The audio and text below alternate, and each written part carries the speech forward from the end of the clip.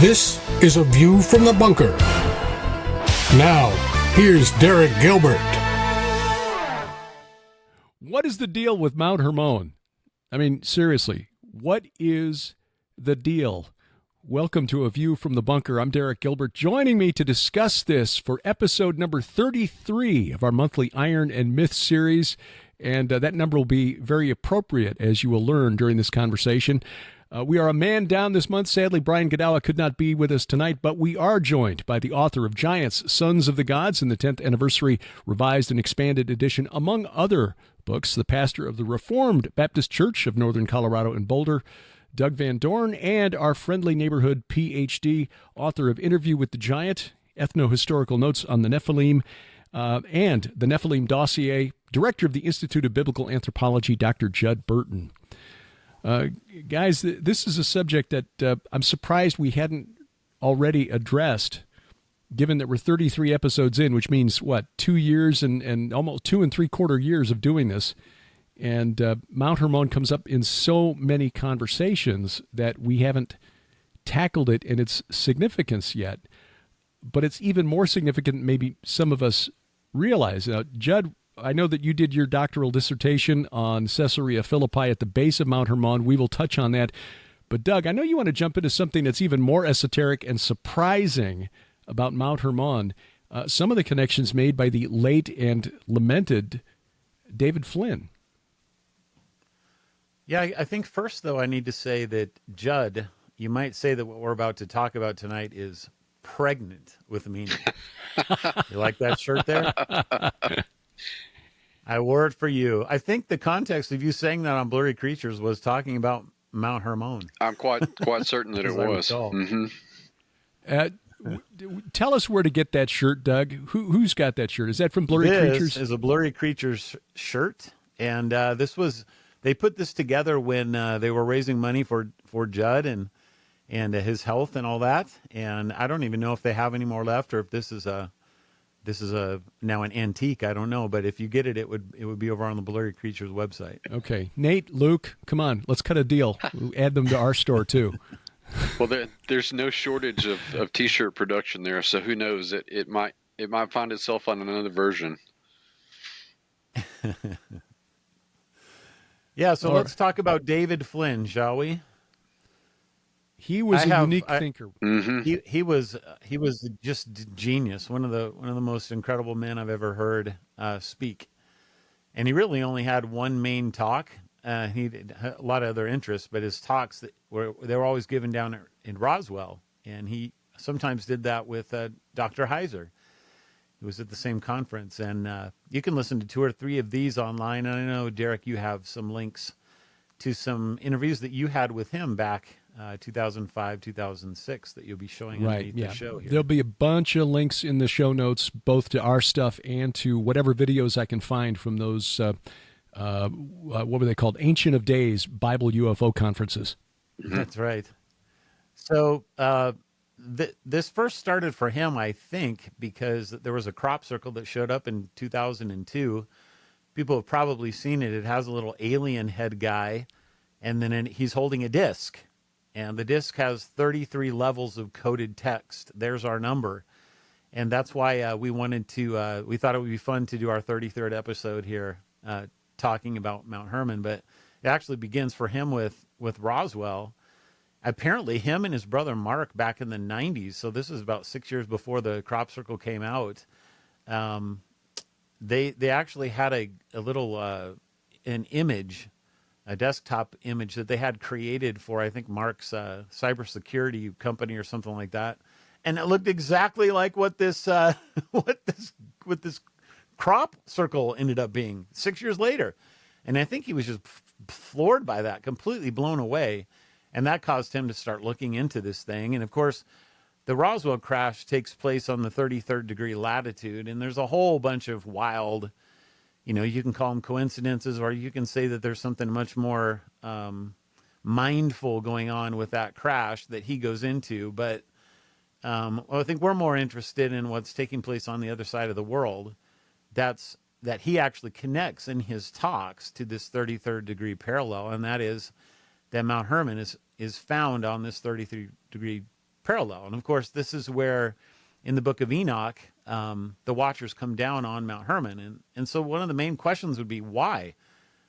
Pre-show, Derek, you were asking, like, why Mount Hermon? It's not even in the top 100 mountains, tallest mountains in the world. It's probably Right. not even in the top 10,000 tallest mountains in the world, honestly. It's not even 10,000 feet tall. Why in the world why would the Babylonians remember this? Why would the Greeks say that this was the beginning of all of history, was here at this place? Those are some pretty crazy questions. And I think he might have started to put his finger on the pulse of why that would be. He kind of begins by remembering this story of the dragon in Revelation 12, where the dragon's tail sweeps a third of the stars out of the heaven. And of course, the dragon there is Satan, but a third is 33. If you just do, one third, do the multiplication, it's actually 33.333333 forever and ever and ever. But there's our number again.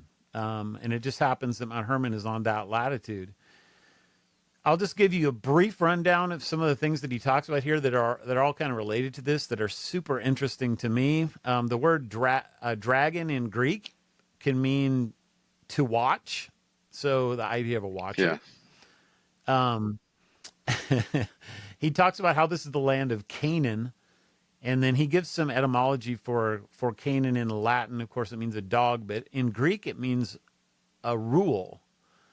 And then he gives some related words, one being canon, from which we get the idea of law or measurement. So a canon of law. And so this is a place that might have to do with measuring things. Okay, that's pretty interesting. This is what the land is that they're in. He gives a quote from Nonnus, Dionysia. It says, from the beginning of time, people lived here, a people of divine progeny. Their age is that of the universe. So this is what the Greeks were actually thinking. Nonnus is an Egyptian kind of Hellenist, but still, same thing.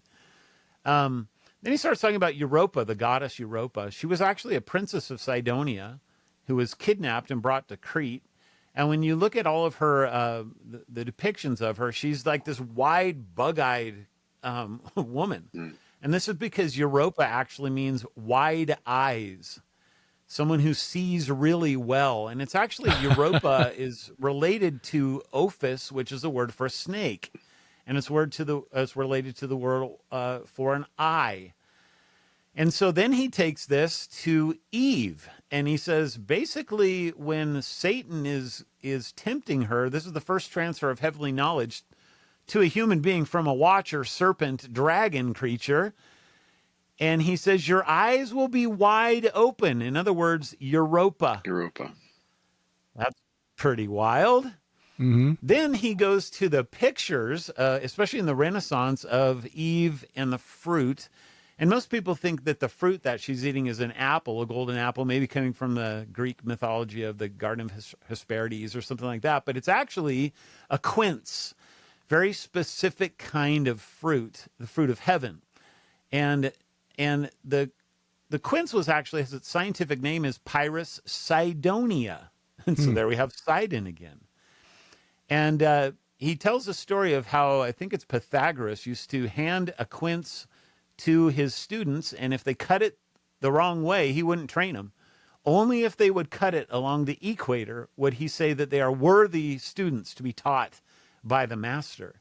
So what happens is when you cut a quince along the equator, you get a circle, which is the fruit. That is then, you get 5 seeds that look like a pentagram. Which, of course, is what so the Pythagoreans had on their hands.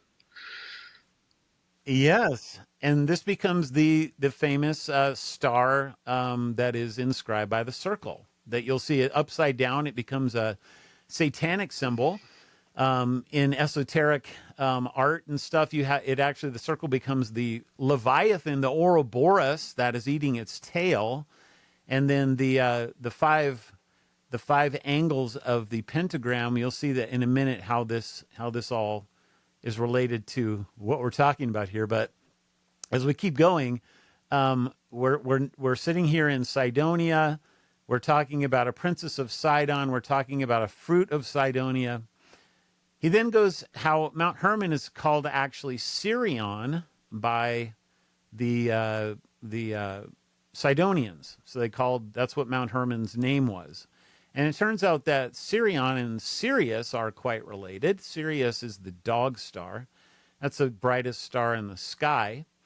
And then when you go back to Greek geometry and, again, Pythagoras and Homer and the myths and all this kind of stuff, you start learning that they actually did something really interesting, which is very important for navigation. They tethered the heavens to the earth. So latitude is something that you can get by just looking at the angle of the sun across the year. But in order to do longitude, so that you can then navigate the seas, you have to have a fixed point on the earth, someplace that becomes zero. So we call this the prime meridian. Today it goes through London. Before London, it went through Paris. We'll talk about that in a minute too. But that's how you tether the heavens to the earth so that you can navigate. But it does something more than that, because for the Greeks, they actually talked about how Atlas was the one who was the keeper of all this true knowledge of how heaven and earth are fixed together. And so Atlas would hold up heaven and earth, and that's the picture of him holding like this, like as if his arms become pillars, you see? And pillars, Atlas, the myth was that Perseus showed the head of the Medusa to Atlas while he was holding up the earth. And when he did that, he turned to stone, and Atlas became the Atlas Mountains. Well, it just so happens that the Atlas Mountains go right through both the London and the Paris prime meridian. Furthermore, you find that the same thing is true of the dog star. So now the dog star is actually being tethered to the prime meridian as the brightest star in the sky. And when you do that, now all of a sudden you've got all these fixed points in the heavens. Okay, so you've got over Europe, you have the twins, the Gemini, which are represented as pillars, which is exactly what Atlas was doing. And then you start finding some really weird things like the Taurus Mountains. So when you lay these out, you have the 12 constellations that are going around the Earth in a fixed way. They never move now. And you can start to tie constellations to things that are below them on the Earth. This is why the Atlas Mountains are where they are in North Africa, and they're not somewhere else like in China or Australia or something like that. They're there for a reason, and the ancients knew this.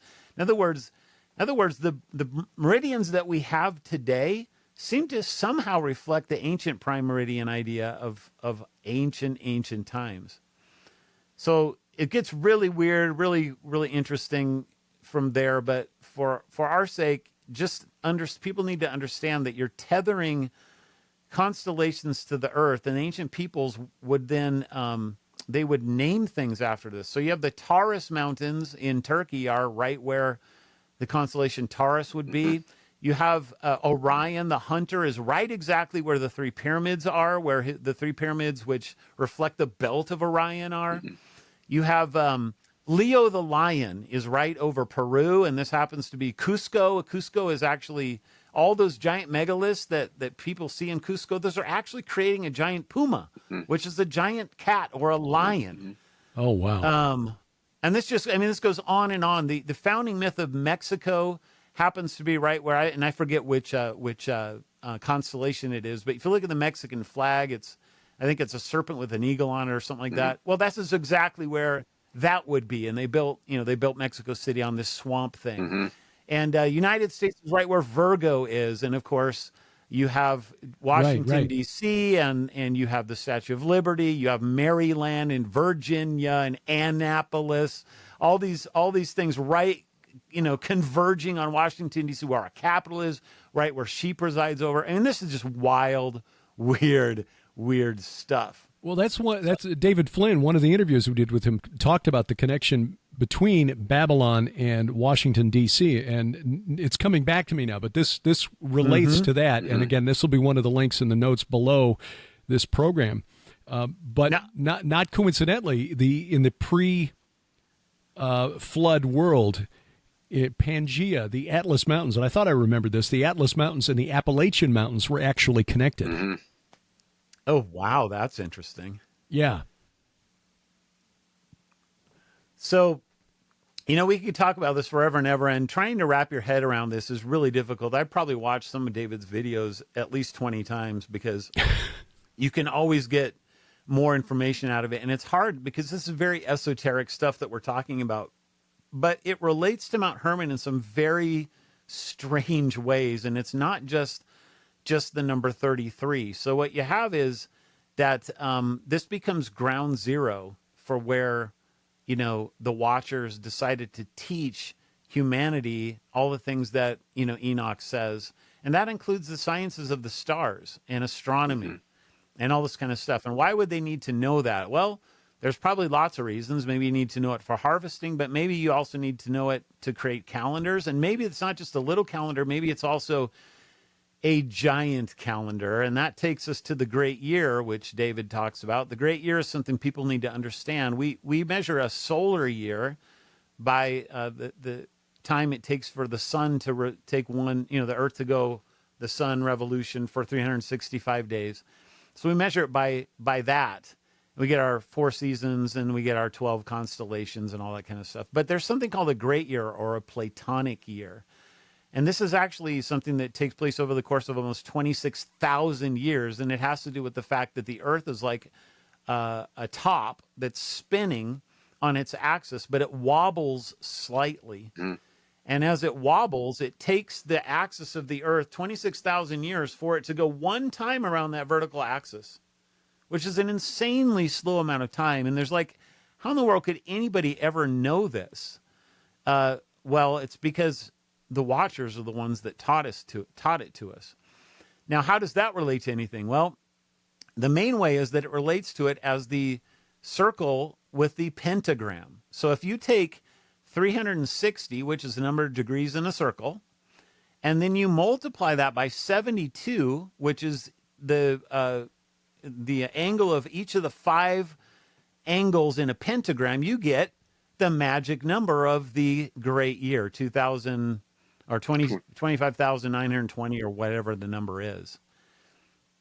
And so the great year is such an interesting thing for this era. Judd and I are convinced that the Serpent Mound, which is at the base of Mount Hermon in one sense, just about 5 miles south of the 33rd degree parallel, but probably they picked it because this was maybe a natural formation that was already there, or they were able to manipulate it or whatever. It happens to be exactly due south of Mount Hermon. And it seems to have been a giant calendar, a giant clock that was in some way commemorating when the Watchers came, most likely at the opposite end. So if we're at 12 o'clock, it would have been at 6 o'clock. That's when it would have either been made or when it was commemorating. And that seems to have been when the Watchers came down to Earth. So it's commemorating that. But the weird thing about it is, remember how I said that the circle is described as a Leviathan and Ouroboros? Well, that is the imagery of the circle with the Gilgal, Refaim, and the serpent put together. It's Ouroboros stuff. And so what that means is that you've got in the Serpent Mound and wheel alignments that are reminding you of the great year. And that kind of takes you into all kinds of weird eschatology and abilities to map out time over the course of 26,000 years.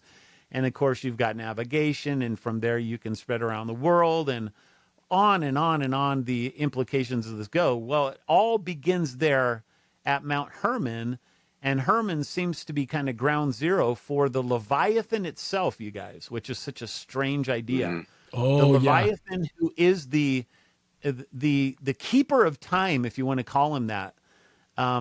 And of course, then from a Christian point of view, he's also the one who is Satan, who taught, in a general like metonymous way of speaking, he's the one who taught humans all this knowledge that were we even supposed to have it in the first place? I don't know. So that's kind of an introduction, as simple as I can make David Flynn and still make it relevant to what we're talking about tonight with Mount Hermon and the 33rd degrees. So the great year is 25,800 years.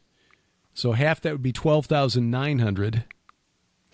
And if we're looking at a quarter of that then, so it's 6,000 6,950. 6,400 years, something like that. Yeah. Well, that'd be 12, 6450. Yeah. Effectively, each one of those four, so you can cut it down from 12, right? So a great year. Then you can divide it into four. So you got essentially the four seasons of the great year. Those match up with the coordinates of the four points of the compass, which would be Leo, Aquarius. So the man, the bull, the lion, and the eagle, serpent constellations. But you can also divide those then into 12 pieces, and that would get you the 12 zodiac constellations. And each one of those, you move through those roughly every 2,000 to 2,200, 2,300 years, something like that. And this is where we get the whole idea of the age of Aquarius that they sing about in the song in the 60s. Right. We're entering the age of Aquarius, which on the great year is very strange because it begins both a new month and a new quarter and a new year. It actually begins the whole cycle all over again. So we are essentially either on December 31st or January 1st of this great clock that God has put into the sky through which we measure all of time. And if that isn't mind-blowing, I don't know what is, because the implications of that are just stunning. Jesus effectively ushered in the 12th month, which is the age of Pisces. And Pisces is why, Christians were called little fishes, and the baptismals were called fish ponds. And Jesus says, "I'll make you fishers of men," and on and on. That kind of imagery goes. Well, the astrologers believe that the official entry, the final entry into the age of Aquarius, began on the winter solstice of 2020, when Jupiter and Saturn met in conjunction at 0 degrees of Aquarius. So, David put the clock at 2012 because he was, of course, dealing with the Mayan calendar when he made those videos. To me, I'm perfectly willing to say that we have a 100 to 200 year kind of overlap, but we just don't know where we enter it. But nevertheless, it's not 500 years. It's not. This is not something that's just anybody's guesswork at any time. It's a clock. Yeah. It's real, and you enter it at some point in time, and you're out of the other one at some point in time. Well, I remember David writing about that, though, and that was the date, the winter solstice of 2012 is when the constellation, if I remember correctly, Sagittarius emerged from the mouth of the Ouroboros. Exactly. And, I always thought it was so interesting that the Lord would choose to take him literally in that month of that year as when you're right, he did. We did a show on PID radio about that back in December of 2012. Wow. As esoteric as all of this is, it is still illustrative of the ancient and prehistoric mind, which is something that I always tried to begin my world civilization classes with, is that there's a mindset that the farther back in antiquity you go, and especially into prehistory, Doug, you were laying out all of these connections between what we would subdivide today as different disciplines, astronomy and geography, right, and so on and so forth, and farming and geometry. Yeah, yep. But that's not how ancient and especially prehistoric peoples thought at all. These were all parts of a whole. They were the sciences, so to speak, were not unconnected. And the breakdown in terms of the academic approach to all this stuff is where the anthropologists and archaeologists and historians typically get it wrong, is that they're not using the missing pieces that we are to explain all of this. And that is that this stuff was taught to humanity by a vastly superior intellect from outside of our realm of existence.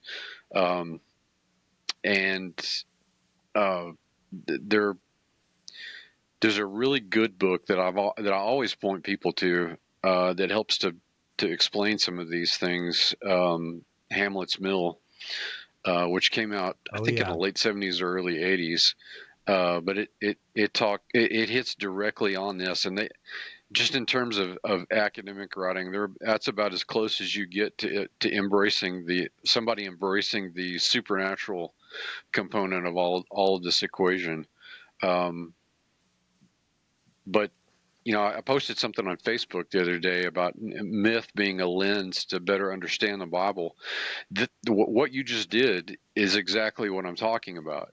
Because the writers of the Old Testament and the New Testament understood this stuff. Their audiences, to a degree, understood this stuff. The culture at large, to a degree, to the degree that it intersected directly with their lives, understood this. And I think that certainly what Mike Heiser did during the course of his career sort of brought us back to taking a closer look at that. And I hope, I'm quite sanguine that we're continuing that legacy with what we're doing here tonight. I've got to go back and correct myself real quick. Doug, you were right. 25,920 years is where. Yeah, 25,920. Yeah, that's right. yeah.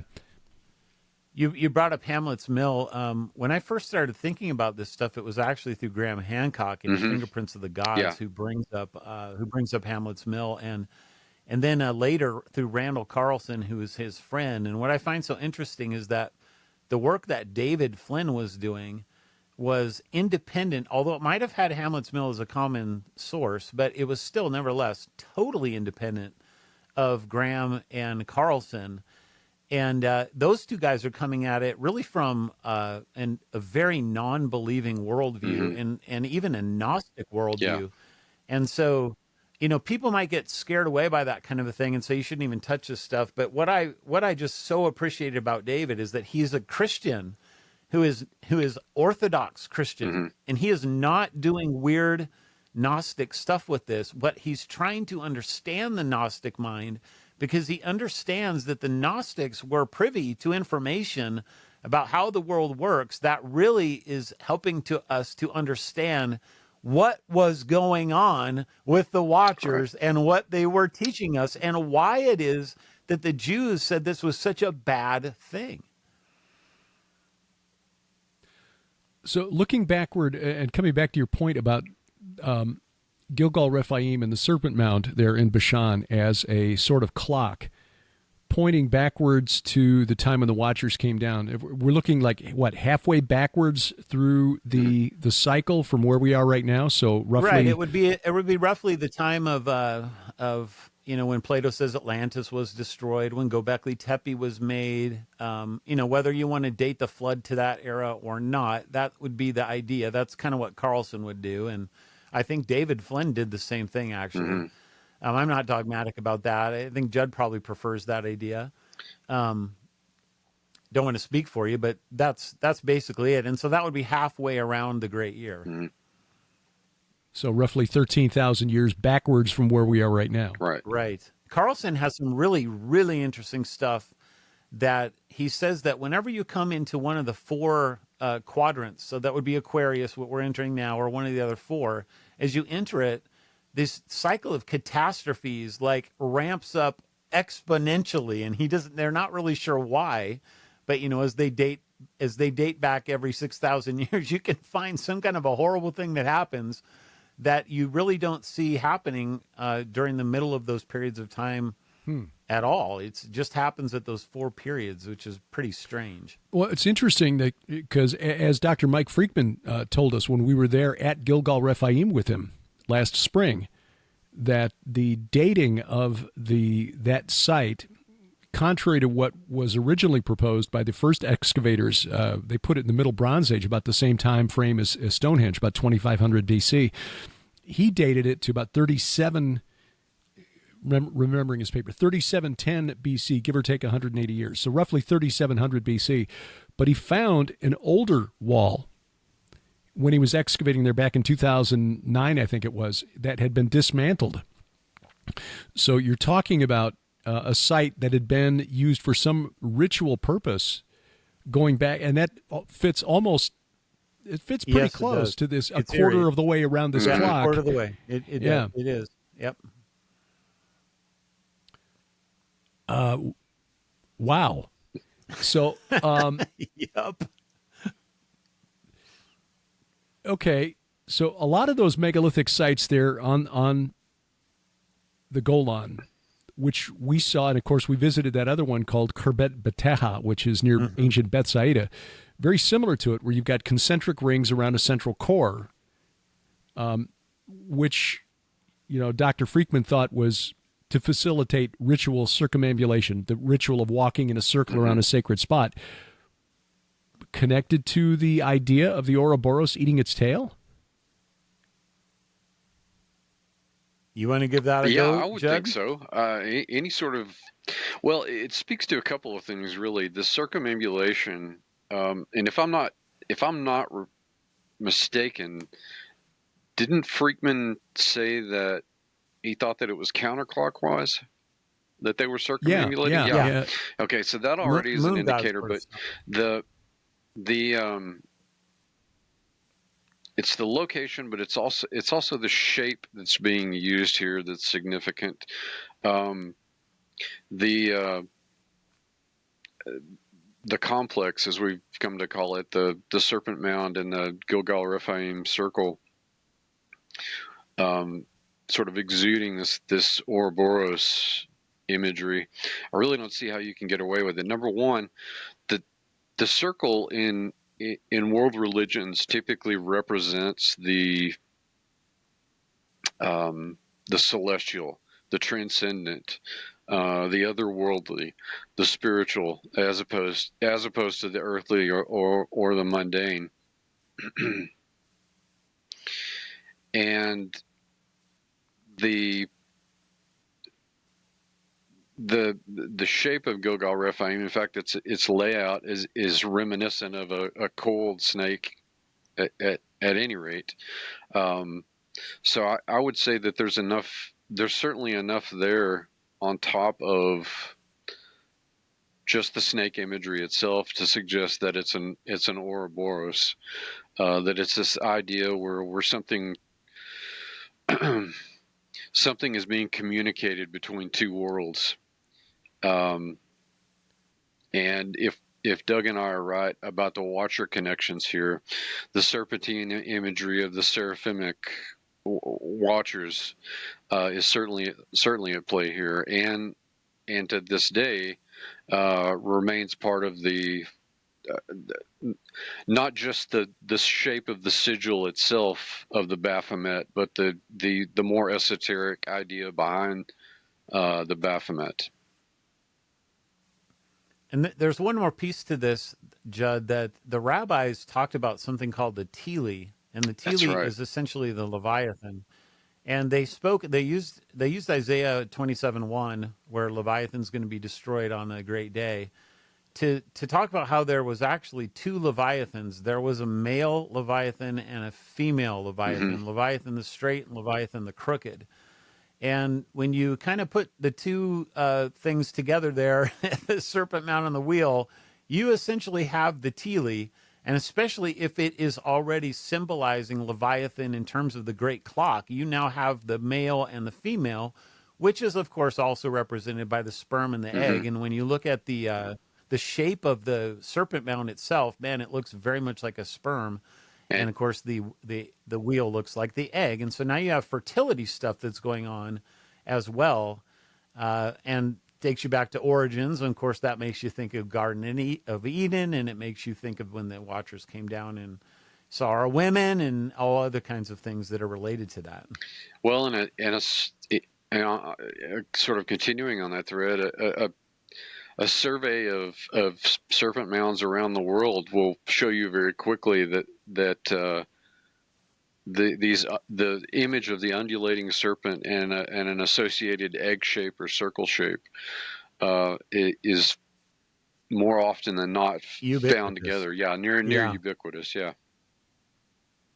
Sometimes sometimes it's swallowing the egg. Sometimes it's in the very same position as what you find at Bashan, where you have the serpent on top and some sort of a circular feature below it. You find that in Canada. You find that in the Avery complex in England that used to be a shape of a serpent, and it's just found everywhere. Taking us back to the summit of Mount Hermon, when Sir Charles Warren found that temple on the summit with the the Watcher's Stone in it. He also found a stone wall that required people approaching the summit, which apparently had been scooped out at some point in history for a libation ritual. You had to approach it by circumambulating counterclockwise. Well, that's right. So you're actually making the same kind of motions that you made around the wheel, aren't you? Well, yeah. According to Dr. Freakman, his mentor, Joseph Garfinkel, and in fact, I took this and cited him in our forthcoming book, The Gates of Hell, found that in a study of prehistoric artwork, especially in the ancient Near East, 80% of artwork depicts humans dancing, but in the ancient Near East, they were always depicted in left profile, meaning that they were going counterclockwise as they danced. So fascinating. Yeah, because according to Dr. Freakman, that was a thing with Jews at the temple, but it certainly is still practiced today in large numbers by Muslims going to the Kaaba in Mecca. The Kaaba, yeah. Well, Yeah. and they it's do the exact same thing. it's a direction of magical working in any number of traditions today, not the least of which would be neo-paganism. They use an old, it's either Old English or a Celtic derivative. There maybe from both, but Widershins literally means counterclockwise in the neo-pagan traditions. There's something else there that's related. When you take the great year number, the 25,920, divide it by 12, you get 2,160. And that happens to be the diameter of the moon. And so you have the idea of moon god worship that's associated with that number. And, there's quite a few people that have talked about Islam having originally come out of moon god worship. And so the circumambulation going in that direction seems to fit that idea too. Here's another interesting detail. This was in that paper that I sent around by Edward Lipinski called El's Abode about Mount Hermon. Right. The summit of Mount Hermon being scooped out apparently was for the purpose of a ritual in Hebrew called Yarid, which is based on the same root as Jordan, meaning to come down. And so in the book of First Enoch, where it says the watchers descended in the days of Jared, which is the same word, it wasn't necessarily in the days of the patriarch Jared. It was in the days when the Yarid ritual, this libation or drink offering, was poured out on the summit of Mount Hermon. And it was known well into the Christian era. Diocletian in the late 3rd century, Roman emperor. There's an inscription that was found at Tyre, who performed the Yarid for his brother Hercules, who was the Greek and Roman name for the god of the city, Melkart. That's interesting because there's a mile marker put up near Caesarea Philippi during Diocletian's reign. I wonder if it's part of the same project. Interesting. The thing that's really, and then you take this a step further. In the time of Elijah's confrontation with the priests of Baal, given that Jezebel was from Tyre, her father was the priest king of Tyre. If the Baal of Tyre, the lord of Tyre, was actually Melkart, then Elijah was mocking Melkart when he sent the boys down to get the buckets of water that they poured on the wood before setting it on fire. He was performing the Yarid for Melkart and saying God's going to, is going to destroy the sacrifice anyway, consume it with the fire from heaven. So again, apparently this can be traced back to Mount Hermon.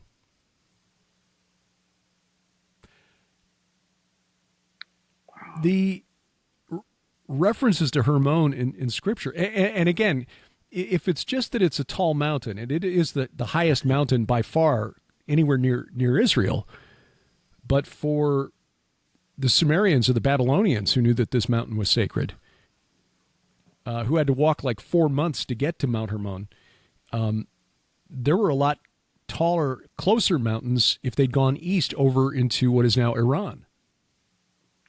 So what is the deal with that particular mountain? I mean, clearly there's something with the location on the 33rd parallel, which David Flynn, and I'll link to this again in the notes, he connected this numerologically to the 1947 Roswell crash. He did. Which is also on the 33rd latitude, 33.33 degrees north, just like Mount Hermon. But again, why that mountain? Why there? Why not Mount Zaphon, which is the mountain of Baal further north? Or why did God pick Mount Sinai, which we're not even quite sure where it is, but it's surely not as tall as Mount Hermon? What was it about Hermon that made it special? One of the things Flynn says is that of all the places that are 33 and 33, the only place on land that you find that is Mount Hermon. That's it. Every other place is over water. And so if this is some sort of an important number esoterically to the watchers, this would have been a reason why they could have picked that mountain.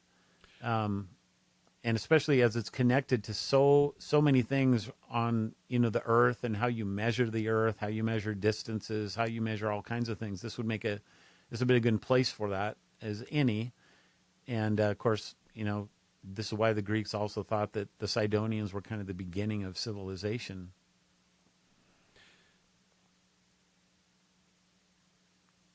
$33 and a third degrees north from the equator is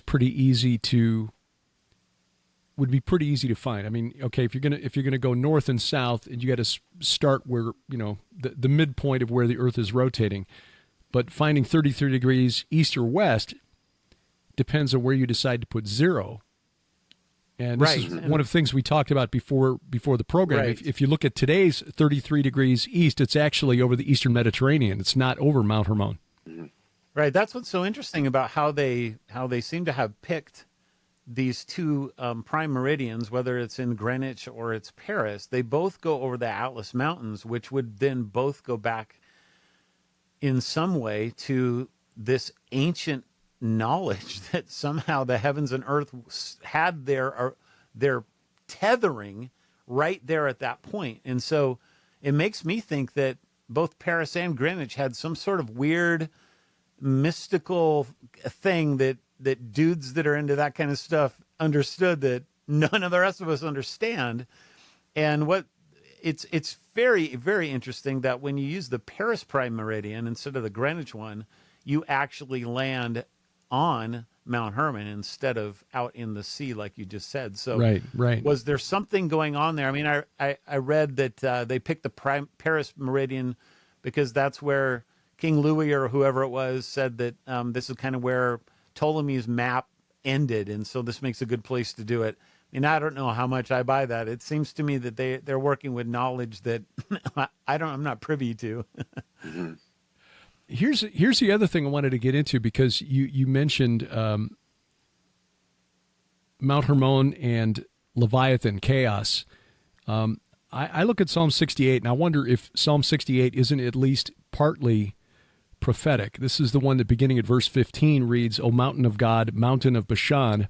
But as Mike Heiser pointed out, Har Elohim, mountain of God, can also mean mountain of gods, plural, because the mountain of God is Zion. It's not Mount Hermon.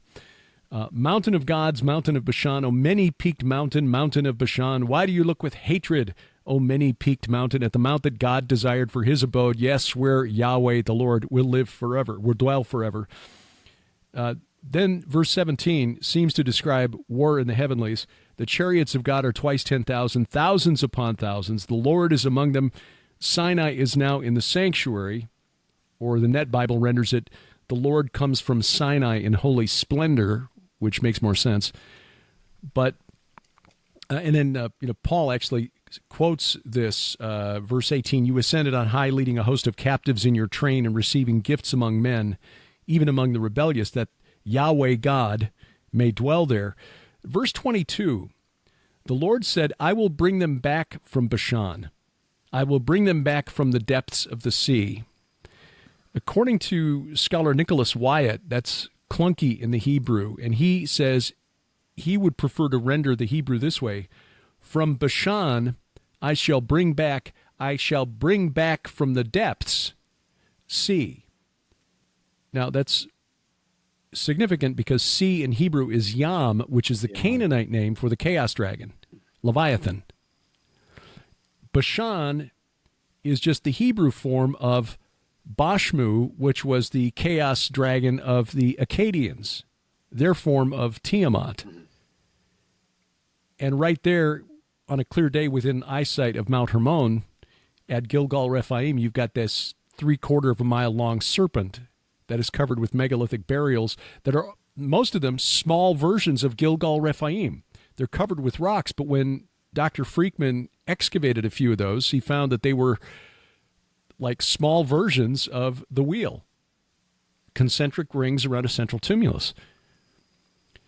So is it possible that this connects to Leviathan chaos and that God is putting maybe the Isaiah 27:1 event, on that day, God destroys Leviathan. It happens at Gilgal Refaim, or at least somewhere near Mount Hermon. Well, I could almost see a double fulfillment going on here with, because when Paul quotes verse 18, I think that my opinion is that has in mind the descent into hell when Jesus is in the grave for 3 days. Right. And I think it's verse 21, the hairy crown, like that. That's very strange language that reminds you of satyrs and stuff like that. And then you've got what you're talking about there, bringing them back Bashan. So could it even be a double fulfillment sort of a thing where God is going to strike the Leviathan at the first coming and then again at the second coming? Mm. Well, if the place names, the geographical place names in the vicinity of Hermon are any indicator, like the valley that runs on the west side of the mountain is called the Valley of Beth Rahab, and the pre-Greco-Roman name, the Semitic name for Peneus was Beth Rahab. They called it the house of the, and so even in the name there, Rahab, you've got this allusion back to Leviathan references in the Old Testament, and Jesus during his entire ministry is literally fulfilling with every step the Genesis 3:15 prophecy. So there's a lot in terms of geographical legacy that points to all this sort of snake imagery and serpent imagery and the chaos dragon to undergird these older I suppose geographical associations, you might say. Ezekiel 37. No, go ahead. Yeah, go ahead. Well, I was just going to say before maybe going to the second coming and those kinds of prophecies, I wonder if it might also be related to Psalm 89, because Bashan shows up there too, and it's very interesting because verse 12 says, "The north and the south you've created them, Tabor and Hermon, joyously praise your name." And some of the church fathers actually used that verse to justify the fact that Mount Tabor was where the transfiguration was going to be, or where it was. But what's strange is that Hermon is right next to it in terms of proximity in the verse, and it's nowhere near it in geography. Mm-hmm. And for whatever reason, Hermon was not really considered very seriously in the early church, I suppose maybe because of Constantine's mother or whatever. Mm-hmm. But as I started preaching through this, I discovered, I forget the source that I found this in, but the guy went to Psalm 89 and found about 4 connections between Matthew and Luke's depiction of, first of all, Peter's confession that Jesus is the Christ, and then the Mount Hermon transfiguration event. And as I started looking, I found like about 20 of them, which is absolutely crazy, which makes me think that Psalm 89, at the end of the day, actually ends up becoming a prophecy of the, what would I call it? I guess I would call it the declaration of the new covenant coming into existence. And then that declaration is put into some sort of a legal declaration on Mount Hermon when the Father says to the Son, "This is my Son with whom I am well pleased." And when you go and look at the Baal cycle, you actually find that this is the very same language that's being used of Yam from El, who says, "This is my beloved Son in whom I'm well pleased." And it absolutely ticks Baal off, who ends up killing Yam. Mm-hmm. But if we're right about the Baal Satan connection, that means that you've got someone else who would be there on Mount Hermon who's listening, just like he was listening in the Baal cycle, when the Father says to this Son, "You are my Son in whom I am well pleased." He's not saying it to Baal Satan. He's saying it to Jesus. Mm-hmm. And this then becomes the moment when Satan is cast like lightning from heaven and he's brought down to the earth, and he then has 2 months or 3 months or whatever left to try and seek what he's going to do with Jesus to try and stop this whole thing from happening. I think that you can make a pretty good case that Psalm 89 becomes the prophecy for that entire thing when you look at all the connections that are going on there. So that's why I said that the first coming idea with what you brought up there, Derek, was with Psalm 68:22 is really interesting to me when I think about it in relation to Psalm 89. But I'm never against having double fulfillments. So yeah, and the hairy forehead of those who are still rebelling. If we are looking at Banyas or Peneus as a place where the goat demons were venerated, that certainly would fit with the geography of that region. I was just going to bring up Ezekiel 37:1. Sharon pointed this out to me, a couple of years ago as we were going through Ezekiel. This is the Valley of the Dry Bones prophecy. The Lord picked him up and set me down in the middle of the valley. The Hebrew word there is actually Bekah, which is the name of the valley that runs west of Mount Hermon all the way up to basically Baalbek and then Mount Sephon in the northern part of Lebanon and Syria. Is a word that means a wide, broad place, but Gesenius, in his Hebrew Chaldee lexicon in the 19th century, suggested that it might be connected to the Bekah Valley. Like it's the same place that Rehav is at, isn't it, Judd? Close, very close, yes. That's what made me think of it. Of course, Rahab is another name for the Leviathan. Mm-hmm. Beth Rehav, the house or temple of Rehav. Mm-hmm. Well, yeah, man.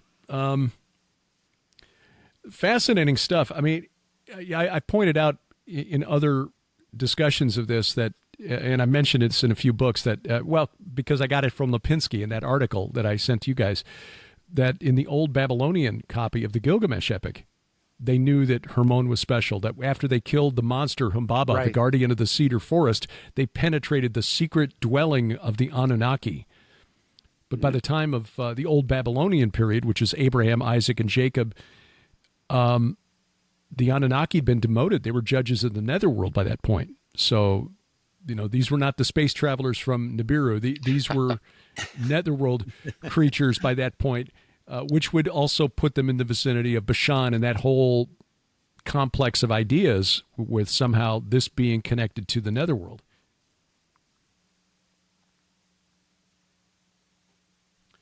I'm curious what you think about that verse 22 in Psalm 68 in terms of future prophecy, Derek. Where's your mind go with that?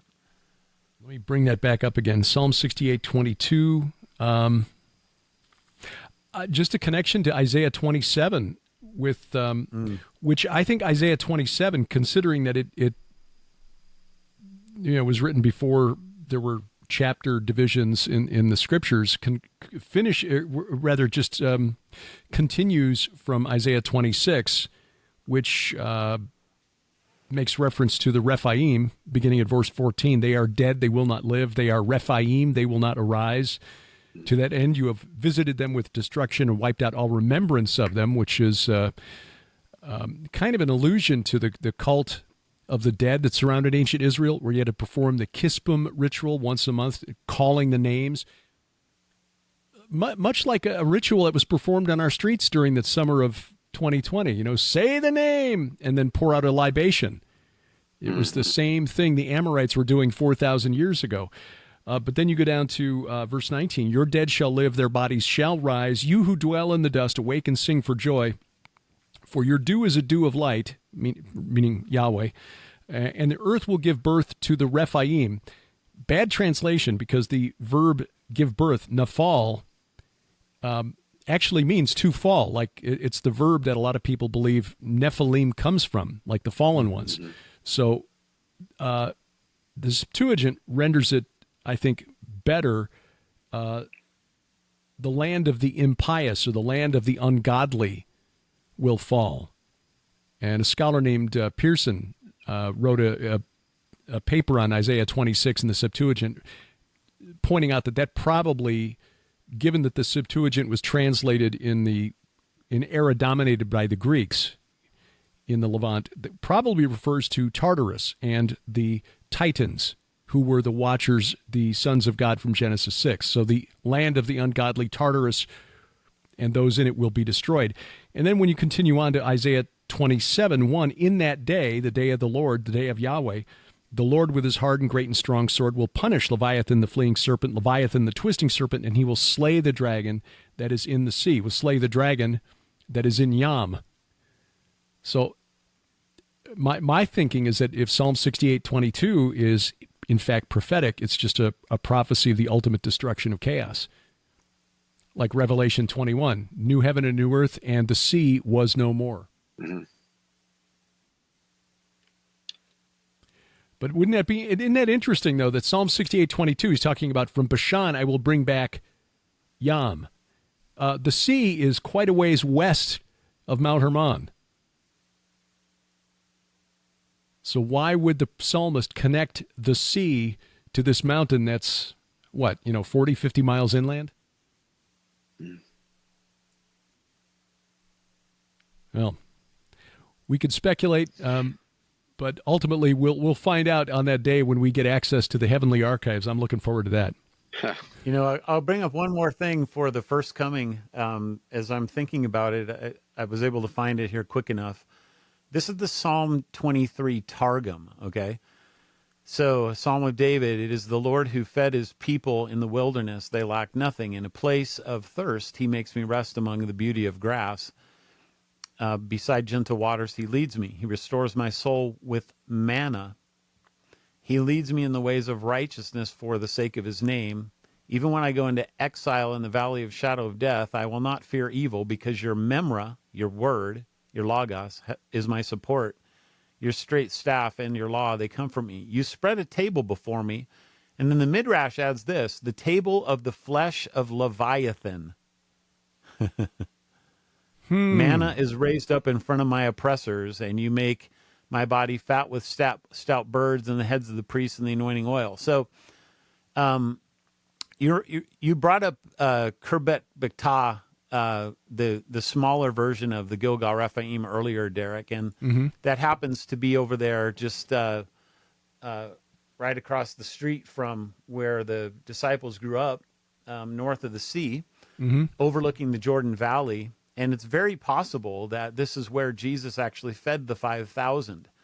And there was two petroglyphs that were found there, as I recall. One of them was a snake. Yep.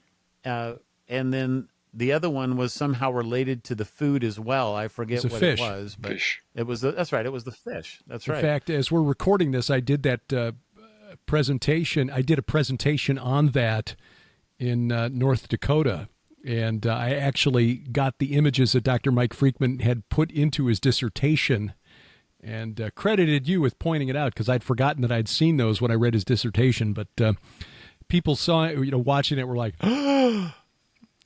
Yeah, I mean, it's such a wild thing, and the idea there that Jesus is actually, we're in the geography of the Valley of the Shadow of Death, as you've pointed out before. That's just south of Mount Hermon, and Jesus is here feeding them with these fish, and you've got Leviathan being the fish. There's an idea that the first coming then, and what Jesus was doing is he's starting to fulfill the messianic prophecies that were there in the Midrash later on and in the Targum later on that the Jews didn't believe had actually happened. And Jesus is saying, it's already happened, guys. I'm feeding the people right now on the flesh of Leviathan because I'm the victor over him, and everything that's taking place in terms of that sacred geography in all of Galilee. Most of the things Jesus is doing really is related to Mount Hermon, with Mount Hermon really just being the climax of what he does, where he declares to the entities on El's mountain, as you've pointed out from the Lipinski article. That's what Mount Hermon was. It was the mountain of the divine assembly of El and his 70 sons. This is where Jesus decides to go and tell the whole world that I'm here. What are you going to do about it? And so they kill him. And oops, that was the exact wrong plan, because that's exactly what God had ordained to happen so that he could actually win the war. Psalm 74, you got you crushed the heads of Leviathan. You gave him as food for creatures in the wilderness. So yeah, it's a theme that is woven through the Scripture if you're looking for it. But unfortunately, most of us in church on Sunday mornings don't get that those threads connected together. That's why we're doing a show on Mount Hermon, because if you can start with Mount Hermon, then it's just like spokes in a wheel. It all just starts spreading out, and you're able to start seeing a lot of these connections, because it really is ground zero for so much of the biblical worldview. I mean, it's just hard to overemphasize how true that actually is. Yeah. Well, I got to admit, this is why I love doing this show. I didn't expect us to be spending most of our focus on the astronomical procession and the connection between Leviathan and chaos and Mount Hermon, but it's there. It's there. It's there, and it's the Watchers. That is what Leviathan, that's what the dragon, that is what they're symbolizing. And I really do think, again, that when Enoch is talking about what they taught men, that it's going back to this kind of knowledge, and forbidden knowledge is really what it was. And, that becomes the depravity point of that God ends up destroying the world because of that. And we still have monuments on the ground in that very area and on top of that very mountain that are commemorating this event. It's pretty remarkable. And the United Nations with us, an observation post right there next to the summit. Well, they're just watching. Yeah, nothing fishy about that.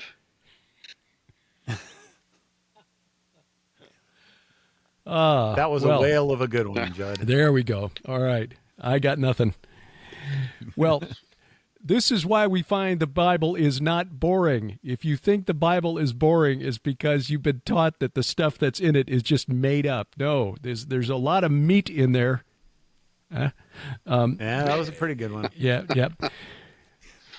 But you may have to dig a little bit. Dr. Judd Burton, Doug Van Dorn, next month back with our friend Brian Godawa. Guys, this was a great one. Appreciate it. Check the notes below this podcast, whether you're watching or listening, for links to the websites for Dr. Judd Burton, Doug Van Dorn, and yes, we'll even include Brian Godawa, not appearing in this month's Iron and Myth episode. We'll include him anyway. Find those, because we really enjoy conversing with those guys and sharing our research back and forth. And Iron and Myth number 34 coming next month, hopefully with a full crew once again. Coming up, we're going to tell you how you can save 10% on an upcoming conference at which Sharon will be one of the featured speakers. Talk about conference in December, how you can get your own, I guess better if I hold it over here. Yes, we have merch. We have merch, and how you can use the merch to get yourself some merch and benefit two ministries at the same time. That and poor woman in Canada charged with assault with a weapon for accidentally spraying a neighbor with a squirt gun. That, as A View from the Bunker continues.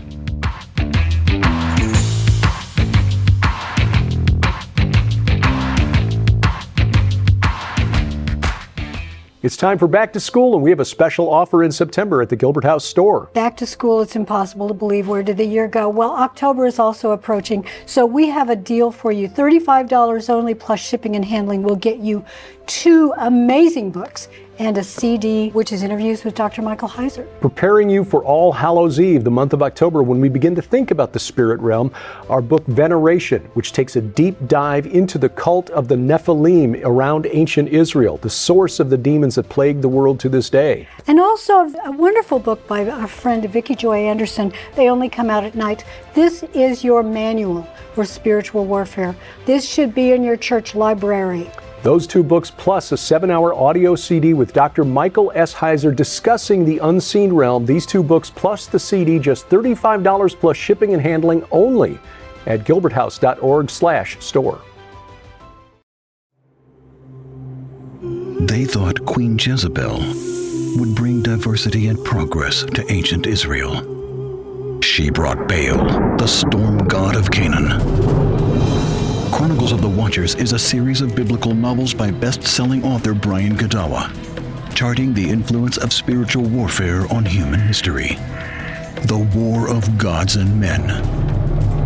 A must-read, Jezebel, Harlot Queen of Israel, in the series Chronicles of the Watchers. Available in ebook, paperback, and audiobook at Amazon.com. That's Chronicles of the Watchers by Brian Godawa at Amazon.com.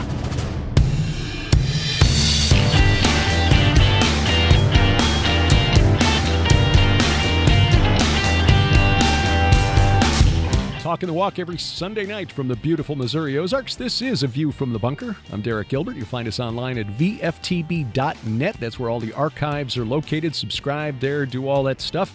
Find us on social media. By the way, our other websites, gilberthouse.org. That's the main web hub for everything that Sharon and I do.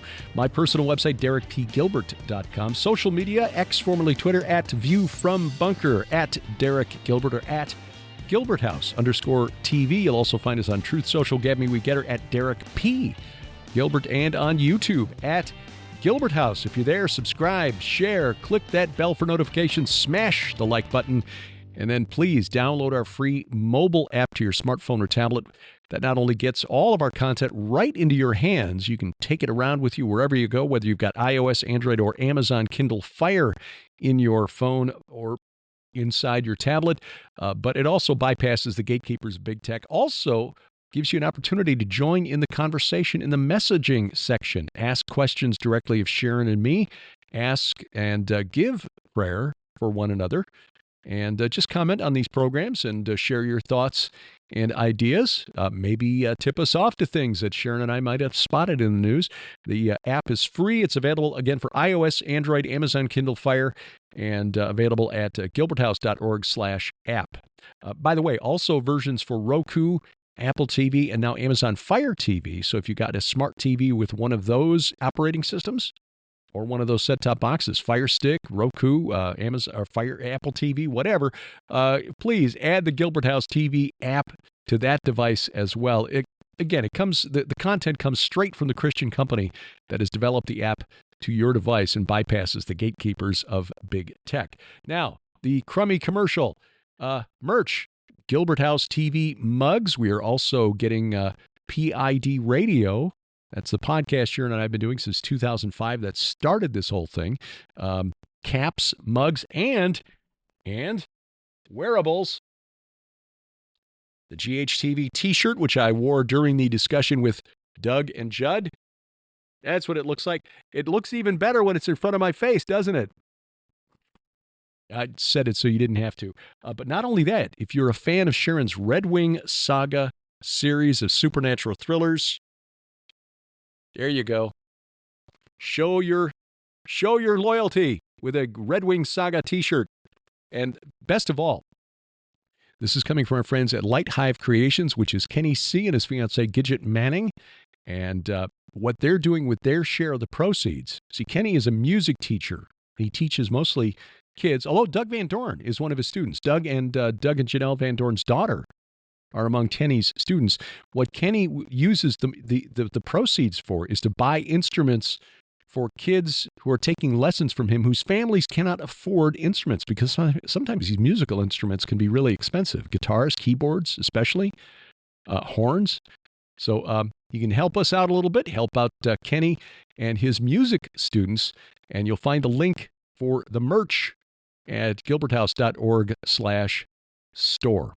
Well, one of the items in the news this week caught my attention because it's just so ridiculous. It's hard to believe that this is happening, except that you remember it's the 21st century, and everything you do right now that involves any bit of fun is probably going to offend somebody. And if we've learned nothing from the last 8 years in the Trump era, it's that anything that offends anybody else is probably illegal, especially in Canada. 58-year-old woman in Simcoe, Ontario, has been arrested and charged with assault with a weapon.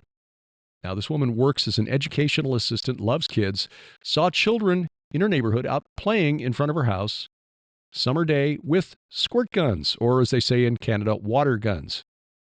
I grew up, we called them squirt guns, even the really cool Nerf guns that shoot, a long way. Anyhow, she apparently has one, loaded it up, went outside to join in the fun with the kids. And while chasing a kid across the front yard and having a good time, she inadvertently sprayed her next-door neighbor who was mowing the lawn. Now, this is a fellow who apparently has a reputation in the neighborhood. Reportedly, I should say, not apparently. He reportedly, according to neighbors, is known for calling police for minor, ridiculous infractions, weaponizing the police against his neighbors. He called the cops. Police showed up, talked to him, didn't talk to her, and charged her with assault with a weapon for hitting him accidentally. Even she apologized because she lives next door to him. She knows what he's like. Don't know what he told the police. It could have been anything in there. There might have been COVIDs in there. So she's been suspended, put on leave anyway, from her employer, the school district, which has caused financial hardship for her family, and obviously the stress of knowing you got to go to court and defend yourself, the stress and the expense of having to pay for legal representation.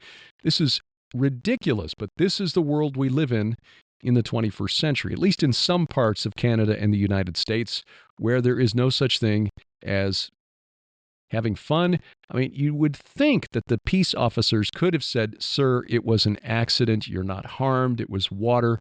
Just calm down." No, he insisted on pressing charges, and she is facing a charge of assault with a weapon, the weapon being a squirt gun. To the Police Department of Simcoe, Ontario, we say, bless your pointy little heads. Coming up in just a few weeks now, the Inspiring Women's webinar.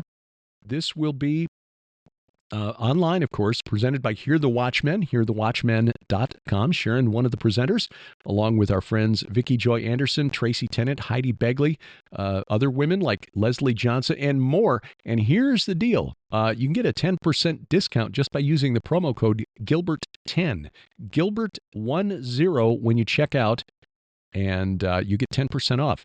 Not only do you get access to the recorded presentations, Sharon and I turned in hers a couple of weeks ago. She's doing a presentation on how she found her voice, which, if you know her background, she was a professional vocalist for a couple of decades. I mean, not just touring with bands, but singing jingles professionally with the likes of Sandy Patty and Steve Green. Yeah, that's my wife. As my dad told me more than once, son, you married up. But she speaks with a different voice now, the written word, and sometimes the spoken word. So you can find that up, hear that story on as part of this Inspiring Women webinar. And then on Sunday, October 6th, it goes live on October 4th, Friday the 4th, but on Sunday the 6th, there is a live event where you can interact with the speakers, ask questions directly, and all of this is available at hearthewatchmen.com. That's Hear the Watchmen, plural, and use promo code Gilbert10, Gilbert10 at checkout for a 10% discount. Our I'll talk about our Israel tour in just a moment. We will be in Branson for Christmas, the Christmas in Branson Prophecy Conference, December 5th, 6th, 7th, and 8th. That is from our good friends at Prophecy Watchers, Gary Steeman, Mondo Gonzalez, Josh Peck. They will be there along with L.A. Marzulli, Bill Salas, Ken Johnson, Billy Crone, Doug Hershey, Brandon Holthouse, and others, Olivier Melnick. This is quite a lineup, and I'm honored to be one of the speakers among that crew. And we hope we see you there. Again, the Christmas in Branson Prophecy Conference, December 5th through 8th. Information online at prophecywatchers.com. Follow the link from the calendar section of our app or at our website, gilberthouse.org, or go to BransonChristmasProphecyConference.com, and you can sign up there. Now, our Israel tour that we had planned for November, our Solidarity Mission, our one-week tour, we have decided to cancel because of the security situation in the Middle East. Apparently, that is worrying enough people to it just did not look like it was going to be financially feasible to make this work. So we are going to cancel that. We are still planning to be in Israel, God willing, next spring, March 25th through April 3rd, the Iron and Myth Israel tour with Doug Van Dorn, Dr. Judd Burton, and playing the part of Brian Godawa will be Timothy Alberino. And you can join us for that. We plan to visit all of the sites that we normally visit. The Grotto of Pan, Caesarea Philippi at the foot of Mount Hermon. We'll go to the Golan Heights, visit Gilgal, Refaim, and the Serpent Mound of Bashan. Of course, the important sites in Jerusalem, like the Temple Mount, the Mount of Olives, the City of David, and more. And the whole itinerary, the sites we plan to visit, all at our website, gilberthouse.org/travel. gilberthouse.org/travel, and if there are any changes, updates, that information will always be there. And from that site, of course, you can link directly to Lipkin Tours website to sign up and register for your spot in the 2025 Iron and Myth Tour of Israel. Thank you for taking time out of your schedule to watch or listen, as the case may be. If you're watching again at YouTube, please subscribe, share, click the bell for notifications, then download our free app. If you're listening, whether it's at Apple Podcasts, YouTube Music, Amazon Music, Audible, iHeartRadio, Spotify, Spreaker, Pandora, or wherever fine podcasts are sold, thank you. And if you get a spare moment, we'd appreciate a good review. Our announcer, the inimitable DC Good. And as always, A View from the Bunker is a production of Gilbert House Ministries, released under Creative Commons Attribution, Non-Commercial, No Derivatives 4.0 International License. We wrestle not against flesh and blood. Please pray for the peace of Jerusalem. Good night, Oliver, wherever you are. I'm Derek Gilbert, and this is A View from the Bunker.